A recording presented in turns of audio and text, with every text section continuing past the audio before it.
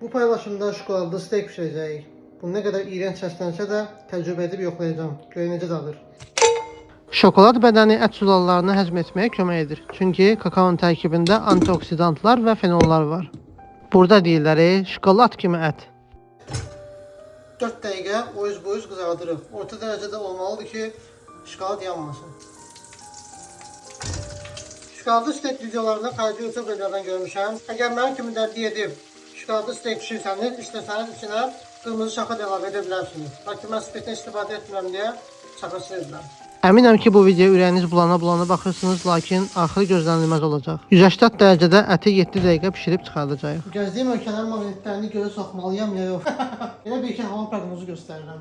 Neysə, ətimiz pişəndən sonra görüşərik. Ətə niyə şokolad əlavə etdin? Çünki acı münasibətləri şirinləşdirmək istədim. Bu şit zarafatı mənə ChatGPT dedi, daş başına.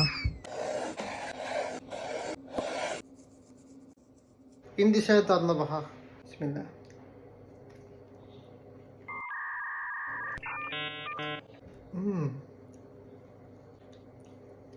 İnan səmimiyyətimə mükəmməl dadı var. Normalda bildiyiniz ət dadı gəlir, lakin tünd şokoladda pişirdiyi üçün bunu yeyəndə biraz ət dadından da əlavə tünd şokoladın dadı gəlir. Növbəti maraqlı videolar üçün səhifəmizi izləməyi unutmayın.